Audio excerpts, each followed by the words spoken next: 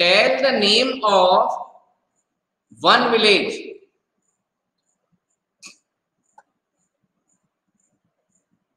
जिस हाँ, tell the name of one village, एक विलेज का नाम बताओ। वो तो कालिका था, तो कल हमने टेक्स्ट बुक में पढ़ लिया था। This was not the homework ना। होमवर्क क्या था? वेट, आरुष, आरुष कुमारे, only one, one name, Govindapur. ठीक है, चलो फिर अनुष्का, अनुष्का, चलो अनुष्का, अनुष्का रॉय।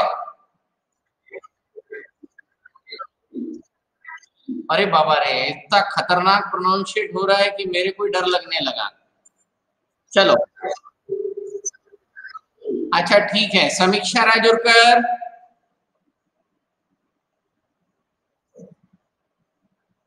समीक्षा राजुरकर, समीक्षा, चीतीपुर। अरे बाप रे, तो चौथा विलेज ज्वाइन हो गया। हे भगवान, क्या होगा अंग्रेजों का। प्रज्ञा भूमिया,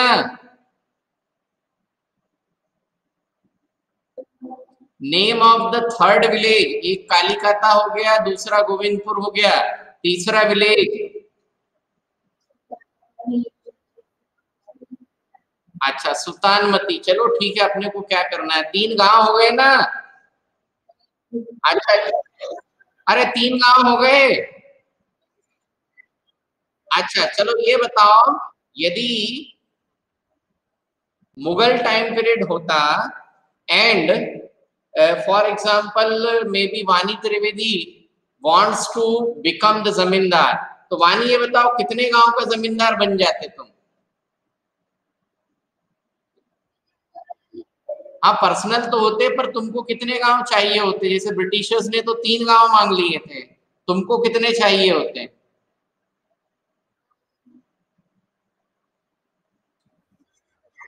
5 villages were sufficient, है ना। फिर we have lot of money also, है ना। हाँ, बहुत सारा पैसा होता, खूब सारे खेत होते, एक खेत में हम तालाब बनवाते, उसमें मछलियां, पर अपन तो मछली खाते नहीं ना। अच्छा ठीक है, चलो धान और गेहूं लगाते हैं। So it is very nice all of you that you people have taken the effort to find out the names of the villages, है ना। बहुत अच्छी बात है कि आप लोगों ने विलेजेस के नाम ढूंढने में, है ना, थोड़ी सी मेहनत करी। Okay, so we will give a short homework like that, और धीरे धीरे हम होमवर्क का लेवल और क्वांटिटी क्या करेंगे, थोड़ा सा इंक्रीज करेंगे। तन्मय Gokhare, good morning. Very good, चलिए सो शैल वी स्टार्ट, है ना।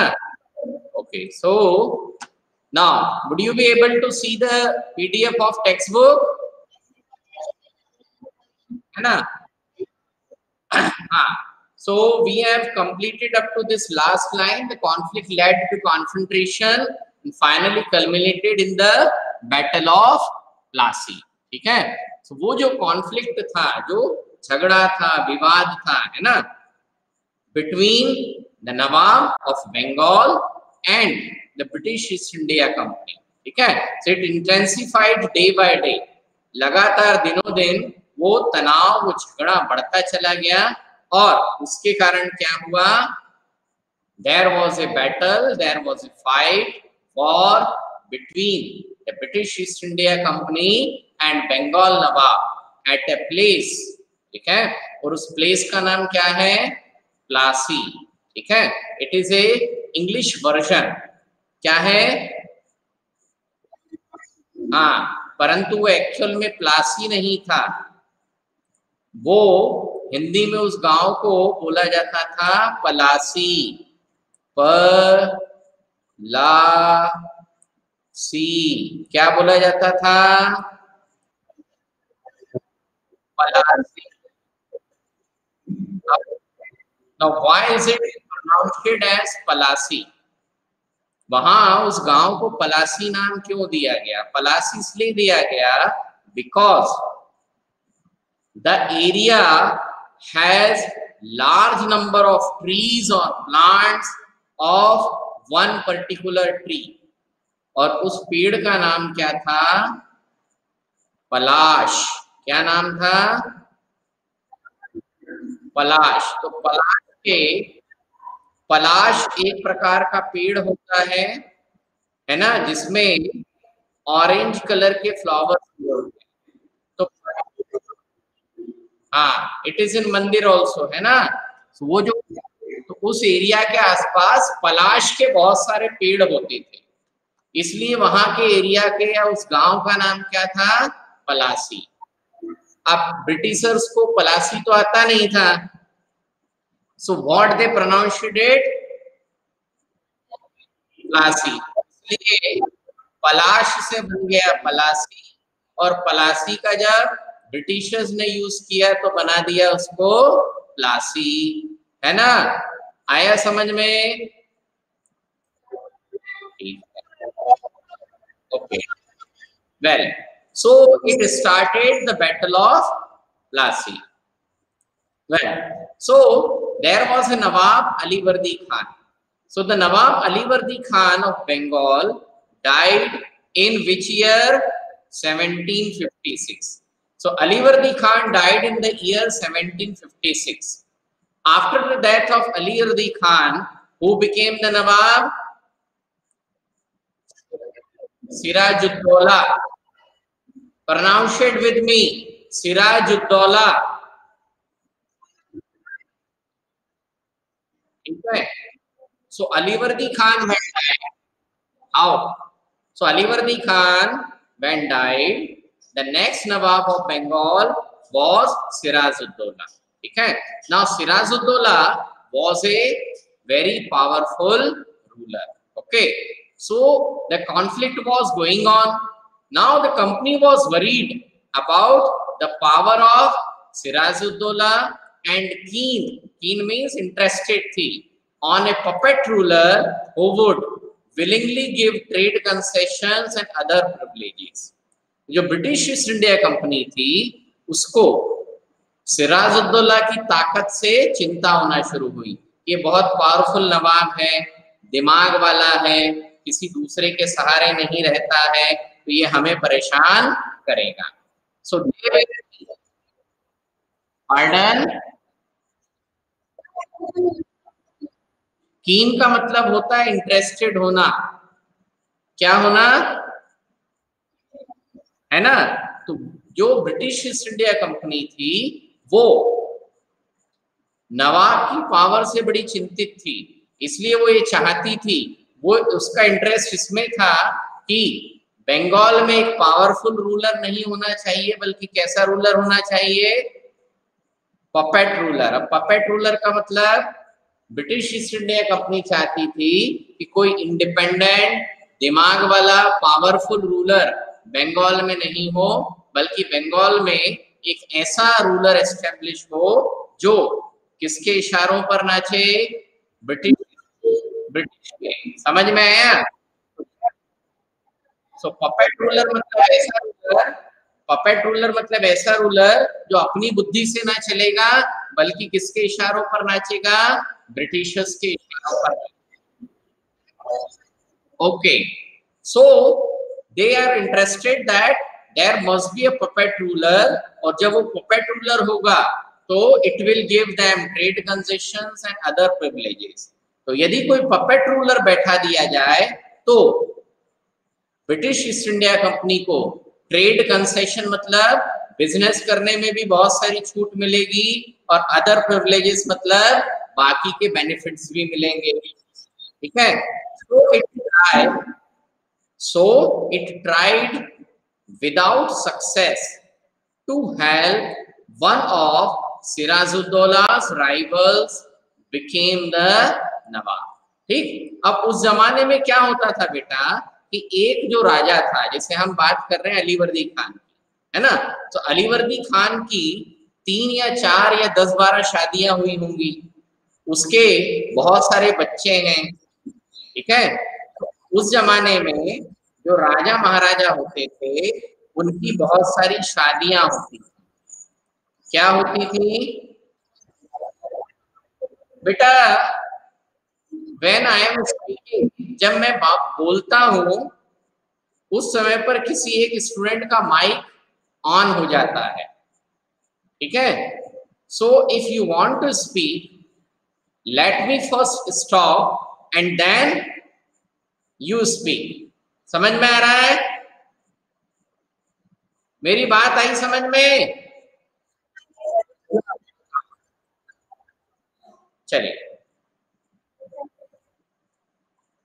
ओके। सो सो ब्रिटिश, तो वहां पर क्या होता था कि जब नवाब सिराजुद्दौला नवाब बने तो सिराजुद्दौला के अलावा बहुत सारे और उसके कॉम्पिटिटर्स थे, those who want to be nawab of Bengal, ठीक है। So British East India Company ने क्या किया, नवाब सिराजुद्दौला के जो राइवल्स थे, राइवल्स मतलब वे लोग जो सिराजुद्दौला को हटा करके नवाब बनना चाहते थे, ठीक है। So British East India Company ने सिराजुद्दौला के जो राइवल्स थे उनको हेल्प करना शुरू करी कि सिराजुद्दौला को हटा दो और उसकी जगह उस व्यक्ति को क्या बना दो, नवाब बना दो, ठीक। But it was without success, उनको इसमें सक्सेस नहीं मिला, ठीक। But Sirajuddaulah came to know, ये चीज सिराजुद्दौला को पता चल गई कि ब्रिटिश ईस्ट इंडिया कंपनी क्या कर रही है, मेरे खिलाफ इस प्रकार के काम कर रही है ना। सो एन इन्फ्यूरिटेड नवाब, इन्फ्यूरिटेड मतलब नाराज, गुस्से, है ना। भाई सीधा हिसाब है कि British East India Company Sirajuddaulah को हटा करके किसी दूसरे को नवाब बनाना चाह रही है, तो नवाब सिराजुद्दौला क्या होगा, नाराज होगा कि खुश होगा? उसको गुस्सा आएगा ना कि तुम्हारे मुझे मुझे हटा करके और अनुष्का राय को इंडिया का नवाब बना रहे हो, सो अब मैं तुमसे बदला लूंगा। So an infuriated Sirajuddaulah asked the company to stop meddling in the political affairs of his dominion. तो नवाब जो था वो बहुत गुस्से में आया और उसने ब्रिटिश ईस्ट इंडिया कंपनी को चेतावनी देना शुरू किया। क्या चेतावनी दी कि तुम डोमिनियन, डोमिनियन मतलब मेरे इलाके में कोई भी एक्टिविटी नहीं करोगे, ठीक है। तो सिराजुद्दौला ने ब्रिटिश ईस्ट इंडिया कंपनी को सीधे सीधे चेतावनी दी कि मेरे राज्य के पॉलिटिकल अफेयर्स, राजनीति के मामलों में आप मेडलिंग, दखल अंदाजी नहीं करोगे। स्टॉप फोर्टिफिकेशन, ठीक है, फोर्ट बनाने से मना कर दिया। And he asked the company to pay the revenue, और कंपनी को आदेश दिया कि तुम्हारे को जो भी टैक्स की छूट मिली थी वो खत्म हो जाएगी, आप सीधे के सीधे क्या करो, रेवेन्यू पे करो, लगान दो, ठीक है। कंपनी नहीं मानी, कंपनी को अपनी ताकत का घमंड था। कंपनी बार बार ये कहती थी कि we had the order from Mughal emperor, Aurangzeb से ऑर्डर मिला था तो हम रेवेन्यू पे नहीं करेंगे। सो क्या हुआ, चेतावनी के बाद थोड़ी बहुत बातचीत चली, ठीक है। तो उस बातचीत को जब सौदेबाजी करते हैं ना तो उसको बोलते हैं निगोशिएशंस। सो निगोशिएशंस फेल। नवाब बोल रहा था कि ये सब बंद करो, कंपनी क्या कर रही थी, ना तो रेवेन्यू पे कर रही थी, फोर्ट बनाना भी बंद नहीं कर रही थी, और लगातार नवाब के कामकाज में प्रॉब्लम क्रिएट करती थी। तो निगोशिएशंस फेल्ड हो गए, समझौते के सारे किस्से खत्म। Now the Nawab marched with 30,000 soldiers to the English factory at Qasim बाजार, ठीक है। बंगाल में एक जगह थी कासिम बाजार, वहां जो ब्रिटिशर्स की फैक्ट्री थी उस पर नवाब ने क्या कर दिया, अटैक कर दिया। Got it? So where was the factory बेटा? कासिम बाजार, ठीक है। 30,000 soldiers he attacked on the Kasim Bazar factory. Then he captured the company officials. Company के जितने ऑफिशियल्स थे, अधिकारी थे, सबको गिरफ्तार कर लिया. लॉक्ड द वेयरहाउस, कंपनी का जो वेयरहाउस था जिसमें सामान रखा था उस पे ताला लगा दिया. डिसआर्म्ड ऑल इंग्लिशमैन, जितने ब्रिटिशर्स थे उनके सबके हथियार छीन लिए. एंड लोकेटेड इंग्लिश शिप, और अंग्रेजों के जो जहाज खड़े हुए थे, है ना, उनपे भी क्या कर लिया, अपना कब्जा कर लिया. तो नवाब सिराजुद्दौला ने जो भी बदतमीजी, जो गड़बड़ ब्रिटिश ईस्ट इंडिया कंपनी करती थी, उसको सबक सिखाने के लिए कासिम बाजार पर अटैक किया. तो कंपनी के सारे ऑफिशियल्स को कैप्चर कर लिया, वेयर हाउस लॉक कर दिया, सारे अंग्रेजों के हथियार छीन लिए और उनके जहाज भी रोक दिए. Then he march to Calcutta to establish control over the company's fort. तो कासिम बाजार के बाद फिर उसकी आर्मी किसकी तरफ गई, कैलकाटा की तरफ, ताकि कैलकाटा के किले पर क्या कर ले, कब्जा कर ले. और उन्होंने कलकत्ता के किले पर अटैक करके और वहां का जो कंपनी का एस्टैब्लिशमेंट था, वहां का फोर्ट था, वेयर हाउस था, उसको भी क्या कर लिया, नवाब ने अपने कब्जे में कर लिया. ठीक, इस समय तक मतलब ये जो बैटल ऑफ प्लासी शुरू हुआ, इस समय तक ब्रिटिश ईस्ट इंडिया कंपनी ने कैलकाटा के अलावा मद्रास का नाम सुना है? अच्छा, सो मद्रास सिटी को आज किस नाम से जानते हैं? What is the new name of Madras city? Chennai. आज के तारीख में हम इसे चेन्नई मानते हैं, है ना. सो जब ये बैटल ऑफ प्लासी शुरू हुआ, उस समय तक कैलकाटा के अलावा ब्रिटिश ईस्ट इंडिया कंपनी ने मद्रास में भी अपनी बहुत बड़ी आर्मी इकट्ठी कर ली थी. यानी जितना बड़ा एस्टेब्लिशमेंट ब्रिटिशर्स का कैलकाटा में था, उतना ही बड़ा एस्टेब्लिशमेंट उनका मद्रास में भी था. ठीक है. So on hearing the news of the fall of Calcutta, अब फॉल ऑफ कैलकाटा का यहाँ सीधा मतलब ये है कि कलकत्ता किसके कब्जे में चला गया, सिराजुद्दौला. ठीक है. तो जब कलकत्ता किसके कब्जे में चला गया, सिराजुद्दौला के, और ये न्यूज कहाँ पहुंची, मद्रास पहुंची. ठीक है. So company officials in Madras send forces मतलब सेना भेजी. ठीक है. सो जब मद्रास पर हमले की खबर, सॉरी कैलकाटा पर हमले की खबर मद्रास पहुंची, तो कंपनी के जो ऑफिशियल्स थे उन्होंने मद्रास से क्या, बहुत बड़ी सेना किसकी कमांड में भेजी, रॉबर्ट क्लाइव. किसके कमांड में भेजी? अब मैंने पिंक से, है ना, पिंक से हाईलाइट किया है क्योंकि the name of this person is very very important. The name of this person is very very important. ठीक है. You have to come across number of times the name of this person. ठीक है. तो इसको बहुत ध्यान से याद रखना, इसीलिए इसके लिए हाइलाइटर मैंने दूसरा यूज किया है. So on hearing the news of the fall of Calcutta, company official in Madras send forces under the command of Robert Clive, reinforced by naval fleet. उसके साथ आर्मी तो जमीन के रास्ते भेजी और पीछे पीछे से क्या, नेवल फ्लीट मतलब पानी के जहाज में भी सेना भेजी. ठीक. रॉबर्ट क्लाइव की जो सेना थी वो कैलकाटा के पास पहुंची. And prolonged negotiation with the Nawab follow.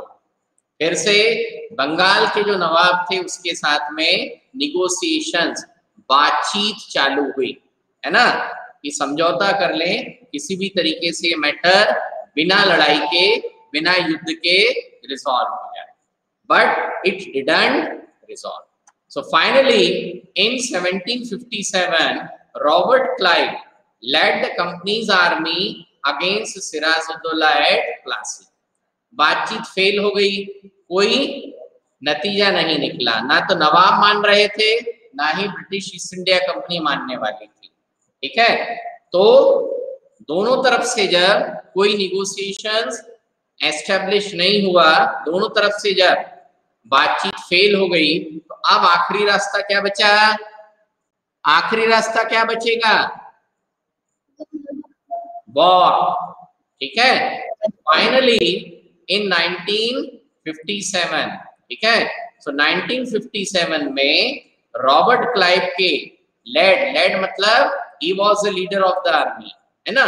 तो रॉबर्ट क्लाइव की लीडरशिप में कंपनी की जो आर्मी है उसका बैटल, युद्ध किससे हुआ? नवाब से हुआ। Eight which place? Eight which place? Plassey. ठीक है, and who won the war? ये जो प्लासी में लड़ाई हुई, British won the war. Okay, so the British won the war in 1757 at which place? Plassey. ठीक है, अभी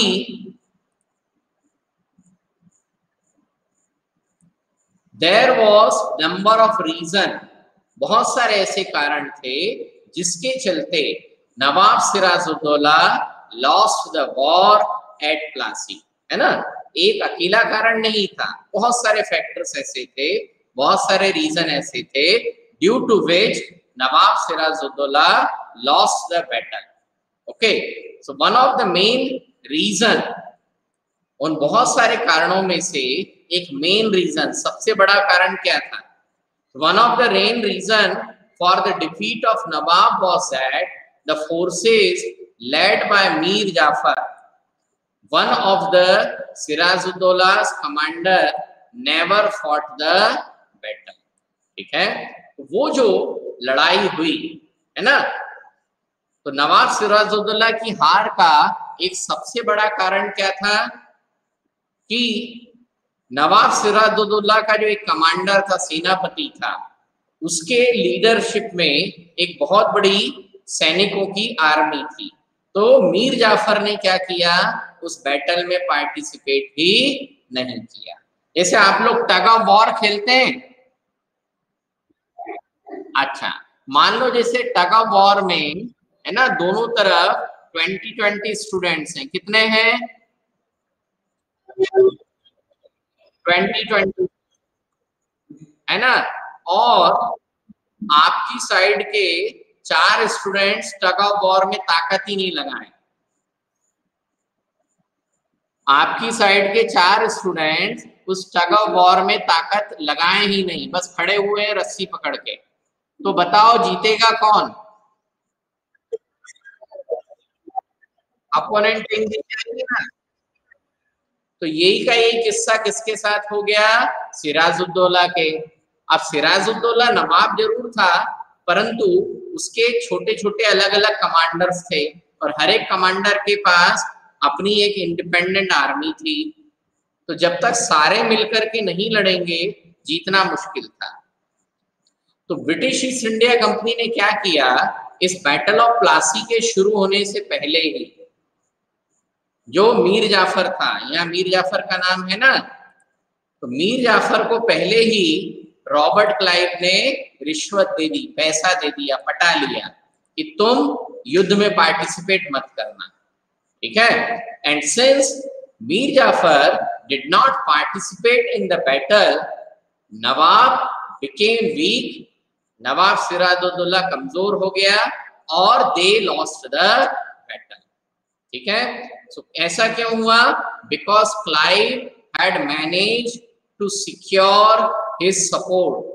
ठीक है, रॉबर्ट क्लाइव ने चुपके से मीर जाफर को अपने तक रास्ते में कर लिया। क्यों किया? By promising to make him nawab after defeating Siraj-ud-Daulah.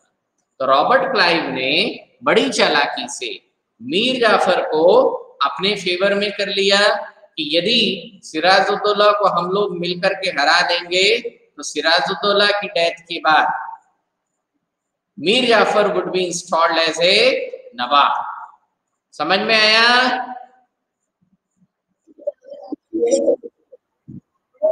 ना so the Battle of Plassey became famous because it was the first major victory the company won in India। ठीक है, तो जो जब हिस्ट्री का हम सब्जेक्ट पढ़ते हैं तो इसमें बैटल ऑफ प्लासी, ठीक है, प्लासी का जो बैटल है वो इंडियन हिस्ट्री का एक बहुत इंपॉर्टेंट चैप्टर माना जाता है। Why? Because it was the first major victory of the British East India company. British East India company की एक सबसे बड़ी जीत कहां पर हुई थी? Battle of Plassey. ठीक है, got it now? Good. After the defeat at Plassey, Sirajuddaulah was assassinated and Mir Jafar made the Nawab। ठीक है, तो प्लासी की लड़ाई के बाद में सिराजुद्दौला was assassinated, नवाब की हत्या कर दी गई, उसको मार डाला गया। And who was made as a नवाब? मीर जाफर। ठीक है, मीर जाफर को क्या बना दिया? नवाब बना। The country was still unwilling to take over the responsibility of administration। अभी तक भी, हाँ, अनविलिंग का मतलब होता है not interested.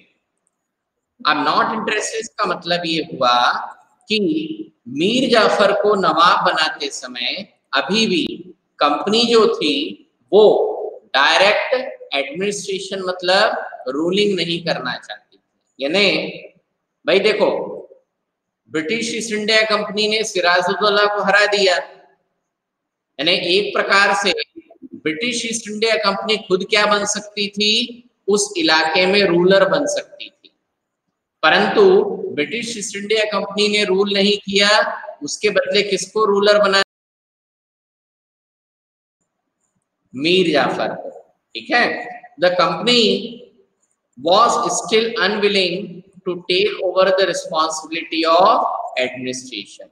British East India company अभी भी बंगाल के ऊपर रूल करना नहीं चाहती थी। उनको कोई दिक्कत नहीं है कि बंगाल में रूलर कौन बनता है, so they made Mir Jafar as the ruler.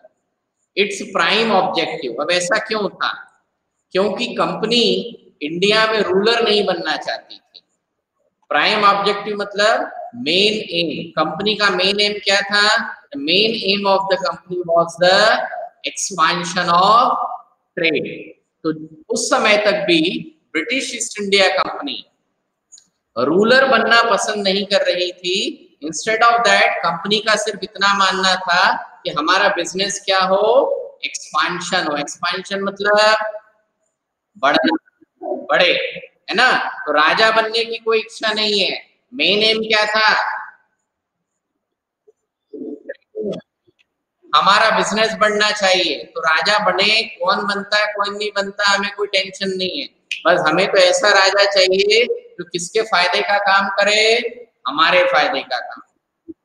ठीक है, so if this could be done without conquest through the help of local rulers who were willing to grant privileges, then territories need not be taken over directly। तो उस समय तक British East India Company ने क्या policy अपना करके रखी कि हम लोकल रूलर्स को अपने कब्जे में रखेंगे। बेटा ये किसी का माइक ऑन है and some talk is going on, please. ठीक है, तो जो लोकल रूलर्स थे, ठीक है, लोकल रूलर्स को कंपनी अपने कब्जे में करने की कोशिश कर रही थी, so that the rulers will grant privileges, है ना? लोकल रूलर्स कंपनी को क्या करें? बहुत सारे बेनिफिट दें। तो लोकल रूलर्स को अपने कब्जे में करो, उनको अपना गुलाम बना लो और उनसे जैसा चाहे फायदा उठाओ। यदि ऐसा होता रहे तो फिर कंपनी को डायरेक्ट रूल करने की जरूरत नहीं। ठीक है, इसलिए कंपनी ने क्या किया, कंपनी ने बंगाल पे डायरेक्ट रूल करने के बजाय किसको नवाब बना दिया, मीर जाफर। ठीक है, soon the company discovered that this was rather difficult। धीरे धीरे कंपनी को समझ में आया कि पपेट रूलर के साथ अपनी मनमर्जी से काम करना बड़ा मुश्किल है। हर समय पपेट नवाब कंपनी की जो चाहे वो बात सुनते नहीं थे। कभी कभी जो नवाब थे वो क्या करते थे, दे अपोज द कंपनी। ठीक है, for even the puppet nawabs were not always as helpful as the company wanted them.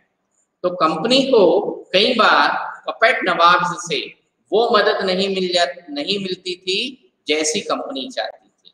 Why? Because they had to maintain a basic appearance of dignity and sovereignty if they wanted respect from their subjects। तो नवाब भी जैसा चाहे वैसा company की बात नहीं सुनता था, क्योंकि यदि नवाब ब्रिटिश ईस्ट इंडिया कंपनी का पूरी तरीके से गुलाम बन के रहेगा तो फिर नवाब के जो प्रजा है वो किसको, नवाब का रिस्पेक्ट नहीं करेंगे। ठीक है, अब कंपनी क्या करे, so when Mir Jafar protested the company deposed him and installed Mir Qasim in his place. तो जब एक बार ऐसी नौबत आ गई कि मीर जाफर ने भी किसका विरोध किया, कंपनी का विरोध किया। Okay, so company deposed him, company ने उसको हटाया और किसको नवाब बना दिया, मीर कासिम को। अब मीर कासिम से फिर झगड़ा हुआ। So when Mir Qasim complained, he was defeated in a battle fought at Buxar। अब मीर कासिम का भी किससे झगड़ा शुरू हुआ, ब्रिटिश ईस्ट इंडिया कंपनी से। ठीक है, तो फिर से ब्रिटिश ईस्ट इंडिया कंपनी और मीर कासिम की जो आर्मी है उनके बीच में फिर से लड़ाई हुई। लड़ाई कहां पर हुई, एट विच प्लेस, बक्सर। ठीक है, in which year 1764। ठीक है, driven out of Bengal and Mir Jafar was reinstalled। Mir Qasim को फिर से बंगाल से भगा दिया और अब फिर से किसको नवाब बना दिया, was made the nawab again, Mir Jafar. Okay, now the Nawab had to pay ₹5 lakh every month, but the company want more monies to finance its war and meet the demand of trade and its expenses। अब मीर जाफर पूरी तरीके से किसका गुलाम हो गया, British East India company का, है ना। एक बार हटाया, मीर कासिम को बनाया, फिर मीर कासिम को हटा करके फिर से मीर जाफर को नवाब बनाया। तो अब मीर जाफर जो था वो पूरी तरीके से किसकी दया पर था, ब्रिटिश ईस्ट इंडिया कंपनी। तो ब्रिटिश ईस्ट इंडिया कंपनी ने मीर जाफर के ऊपर शर्त लगा दी कि हर महीने Mir Jafar British East India company को कितने लाख रुपए देगा, 5 लाख। परंतु ब्रिटिश ईस्ट इंडिया कंपनी का पेट इतने से भरता ही नहीं था। तो the company wanted more money, company को और पैसा चाहिए था। क्यों? क्योंकि कंपनी को लगातार वॉर, लड़ाई लड़नी पड़ती थी, है ना। अपने बिजनेस के एक्सपेंशन के लिए पैसा चाहिए और बाकी के एक्सपेंस से। It wanted more territory and more revenue. ठीक है, तो कंपनी को और बड़े इलाके पर कब्जा चाहिए था, मोर रेवेन्यू मतलब ज्यादा पैसा चाहिए। So by the time Mir Jafar died in 1765। ठीक है, और इस प्रकार जब मीर जाफर की 1765 में डेथ हुई, the mood off the company had change. तब तक कंपनी का जो मूड था, कंपनी का जो विचार थे वो चेंज हो गए। ठीक है, having failed to work with puppet nawab, now Robert Clive declared we must indeed became nawab ourself. ठीक है, तो ये जो पपेट नवाब्स थे, है ना, पहले मीर जाफर आया, फिर मीर जाफर के बाद में मीर कासिम से भी पंगा रहा, तो मीर कासिम को हटा करके फिर से किसको नवाब बनाया, मीर जाफर को। तो हर बार ब्रिटिश ईस्ट इंडिया कंपनी को क्या एक्सपीरियंस हुआ कि इन नवाब के साथ डील करना बड़ा मुश्किल है। इसलिए रॉबर्ट क्लाइव ने डिक्लेयर किया कि बहुत हो गया, अब ये चेले चपाटी कचरों के साथ नहीं करेंगे, now we should become nawab ourself. हमको खुद को बंगाल का क्या बन जाना चाहिए, नवाब बन जाना चाहिए। Got it? ठीक है, हाँ बोलते जाओ।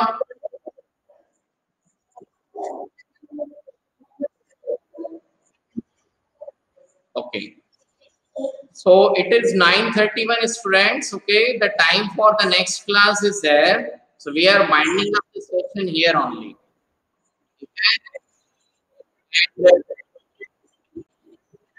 Okay, so I am using it.